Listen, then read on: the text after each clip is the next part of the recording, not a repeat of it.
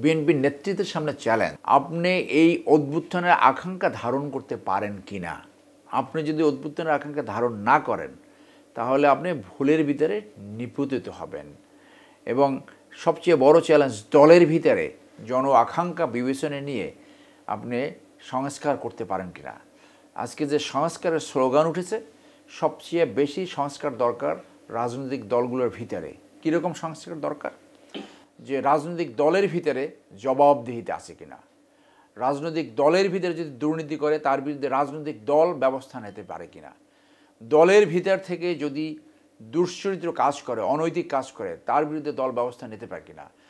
দলের ভিতরে নেতৃত্ব রোলিং হয় কিনা, নেতৃত্বের পরিবর্তনের সংস্কার আনতে পারে কিনা।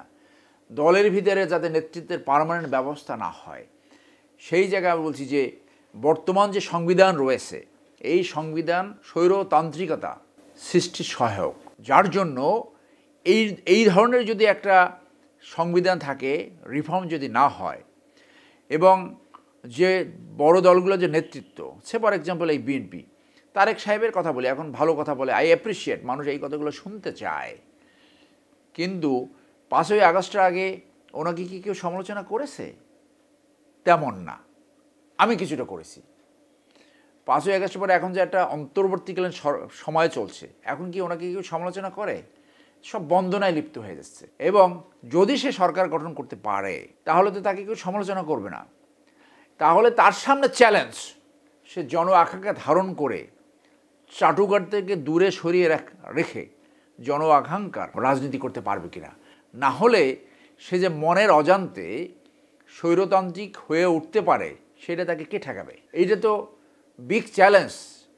প্রেসিডেন্ট জিয়া, আপনি জানেন, আর্মি অফিসারের একটা লাঠি থাকে হাতে, চাটুকারদের এরকম গুতা মারত যে চাটুকারিতা বাদ দেন। তার নেতৃত্বের ভিতরে এইটা থাকতে হবে, সে বুঝবে কোনটা চাটুকার আর কোনটা সাবস্টান্টিভ। এন্টি আওয়ামী লীগ, দেশপ্রেমিক, তাদেরকে খুঁজে বের করতে হবে। ট্যালেন্ট হান্টের একটা প্রক্রিয়া থাকতে হবে। খারাপ ভালো পাশাপাশি থাকে, চাটুকার এবং ভালো মানুষ পাশাপাশি থাকে। সেইখান থেকে চাটুকার, দুর্নীতিবাজ, দুশ্চরিত্র লোককে সরিয়ে যারা আপনার সমালোচনা করে, যারা ব্রিলিয়ান্ট, সাহসী এবং কোনো অবস্থায় দুর্নীতি করে না, সেই সমস্ত নেতৃত্বকে সামনে আনতে হবে।